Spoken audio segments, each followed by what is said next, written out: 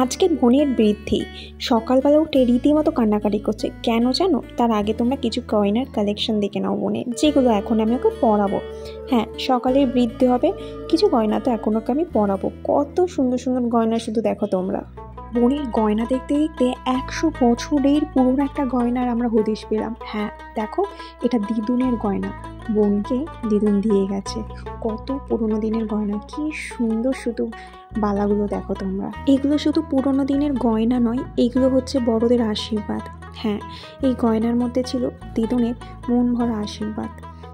সকালবেলা তো এত গয়না বোন পরবে না, তাই কিছু সংখ্যক গয়না আমি ওকে পরিয়ে দিয়েছিলাম, যেগুলো আর কি পরলে সকালবেলায় কাজ চলে যাওয়ার মতো। সব গয়না পরবে বিয়ের দিন।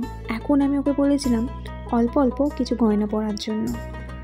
অবশ্যই মনে আছে আমি মেহেন্দি ব্লগে বলেছিলাম আমি বিয়ে বাড়িতে গিয়ে অনেক অনেক গিফট পেয়েছি। সেই গিফটটাই এখন তোমাদের দেখানোর পালা। হ্যাঁ, আমার দিদিভাই থাকে অস্ট্রেলিয়াতে, আর অস্ট্রেলিয়া থেকে আমার দিদিভাই আমার জন্য কত সুন্দর সুন্দর গিফট এনেছে তোমরা শুধু দেখো। আমার কাছে উপহার মানে ভালোবাসা। হ্যাঁ, ভালোবেসে এত দূর দূর থেকে কি সুন্দর সুন্দর শুধু জিনিসগুলো এনেছে দেখো। অনেক তো গল্প হলো, এবার বোনের মেকআপটা শুরু করা যাক। বোনকে রীতিমতো সুন্দর সুন্দর গয়না পরিয়ে বসিয়ে দিলাম। এখন শুধু পালা বোনকে সাজানো। ভালো লাগছে শাড়িটা। বোনের বৃদ্ধি হয়েছিল অনেক সকালে, তাই মেকআপটাও আমি ভীষণভাবে হালকা রেখেছিলাম। তবে এই যে মেকআপটা আমি এখন যেটা করছি এই সকালবেলা, আমি ওর মেকআপ শেষ করেছিলাম মোটামুটি 9টার সময়। ওকে বসেছিল এই তোমার 7টা সাড়ে 7টা হবে, 1.5 ঘন্টার মধ্যে ওর মেকআপটা কমপ্লিট হয়ে গেছিলো। কিন্তু এই মেকআপটাই ও রাত 11টা অবধি রেখেছিল। ও এই মেকআপটা নিয়ে প্রত্যেকটা লুক ক্রিয়েট করেছিল, সেটা তোমরা দেখতে পাবে। এই মেকআপটাকে নিয়ে ও মেহেন্দি লুক করেছিল, ওর বৃদ্ধির লুক করেছিল, এবং এই মেকআপটা নিয়ে ও আইবুড়ো ভাতের মেকআপটা অবধি চালিয়েছিল। তাই ওকে আমি এমনভাবে মেকআপ করে দিয়েছিলাম পুরো দিন যেন মেকআপটা লং লাস্টিং হয়, এবং পুরো দিন মেকআপটা ওর সুন্দরভাবে স্টেও করেছিল। সেটার জন্য এই ভিডিওটা লাস্ট অবধি তোমাদের দেখতে হবে। এখন আমি আমার বোনকে বৃদ্ধি লুকটা ক্রিয়েট করলাম। এরপরেই হবে ওর মেহেন্দি অনুষ্ঠান, আর ওর মেহেন্দি অনুষ্ঠানেও কিন্তু এই মেকআপটাই থাকবে। তাই আমি এমনভাবেই মেকআপটা করেছিলাম ওর বৃদ্ধি লুকের সাথে যেন ওর মেহেন্দি অনুষ্ঠানটাও সুন্দরভাবে এই মেকআপটা চলে যায়। আর এখন দেখতেই পাচ্ছ এখানে বৃদ্ধি হচ্ছে, ওর বৃদ্ধির অনুষ্ঠান হচ্ছে, আর আমি কিছু কিছু ভিডিও নিয়ে নিচ্ছিলাম। আর এরপরে হবে ওর মেহেন্দি অনুষ্ঠান। এই মেহেন্দি অনুষ্ঠানে তো নিজেকেও একটু সাজতে হবে, তাই না? তাই নিজেও একটুখানি সুন্দরভাবে সেজে নিলাম। তোমরাই জানিও এই শাড়িটা পরে আমায় কেমন লাগছে। এই শাড়িটা কিন্তু আমার বোনই আমাকে গিফট করেছিল। এই যে চলে এলাম মেহেন্দি অনুষ্ঠানে। আমি কিন্তু হাতে মেহেন্দি পরেছি, সেটা কিন্তু তোমরা সবাই দেখেছো। হ্যাঁ, আমি হাতে মেহেন্দি পরেই গেছিলাম। পায়ে আমার ভীষণ শখ ছিল মেহেন্দি পরায়, তাই পায়ে একটুখানি আমি মেহেন্দি পরে নিলাম। তোমরা সবাই জানিও পায়ের ডিজাইনটা কেমন হয়েছে। আমরা এখানে সবাই পা ভর্তি হাত ভর্তি মেহেন্দি পরছি, ওইদিকে আরেকজন মেহেন্দি কতটুকু পড়ছে দেখবে। দেখো কি অবস্থা, আমার দিদি ভাই এইটুকু মেহেন্দি পড়েছে, দেখতে পাচ্ছ? এটা নাকি ট্রেন্ড চলছে, এটাই নাকি স্টাইল। আমার দিদি ভাই এইটুকু মেহেন্দি পরে বসে আছে। কি যে কিউট লাগছে আমার দিদি ভাইকে, শুধু তোমরা দেখো। এই হলো আমার জামাই বাবু, দিদিভাইকে অমনি দেখতে চলে এসছে। এই আমার বোন।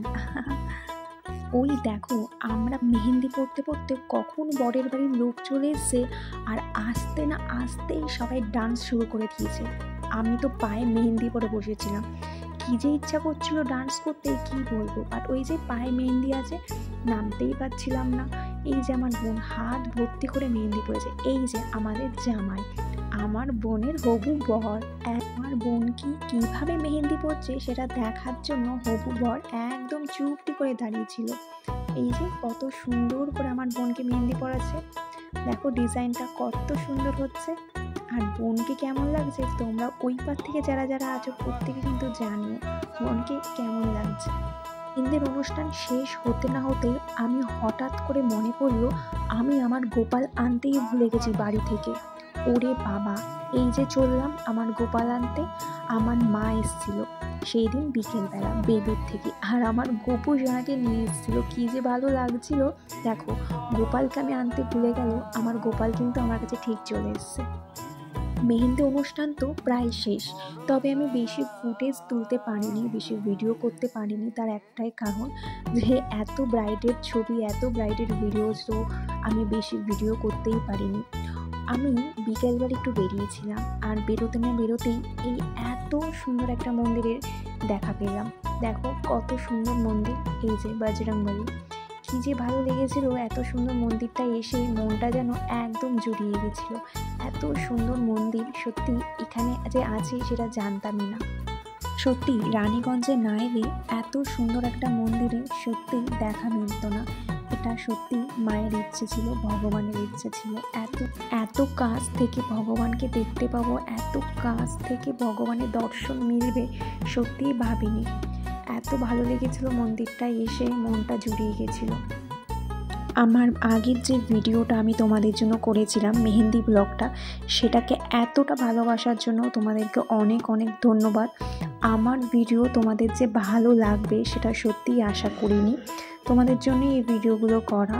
এই যে আমার বোনের এখন আইবুড়ো ভাত শুরু হবে। বিয়ের আগে মেয়েদের এটা নাকি আইবুড়ো থাকাকালীন শেষ খাওয়া। হ্যাঁ, এরপরে সে জোড়া খাবে, মানে তার বরের সাথে বসে একসাথে জোড়া খাবে। তবে এই সময়টা ভীষণ ইমোশনাল একটা কাজ করে। তার একটাই কারণ, নিজের বাড়িতে এইভাবে সুন্দর করে বেড়ে এটা নাকি শেষ খাওয়া, এরপরে খেতে হবে ওর বরের সাথে বসে একসাথে। তাই সবাই আমার বোনকে আশীর্বাদ করছিল। তোমরাও সবাই ওই পার থেকে যারা যারা দেখছো আমার বোনকে আশীর্বাদ করো, ও যেন সারা জীবন সুখে থাকে। ওর যেন নতুন যে জীবনটাও শুরু করতে যাচ্ছে, সেই নতুন জীবন যেন ওর ভীষণভাবে সুখের হোক। চলো আজকের মতো টাটা, তোমাদের আবার দেখা হবে পরের ব্লগে। অবশ্যই ওর গায়ে হলুদ নিয়ে আসবো পরের ব্লগে, এবং বিয়ে নিয়ে আসবো। আমি আমার বোনকে কেমন সাজিয়েছি, কী করলাম, সমস্তটা তোমাদের পরের ব্লগে নিয়ে আসবো।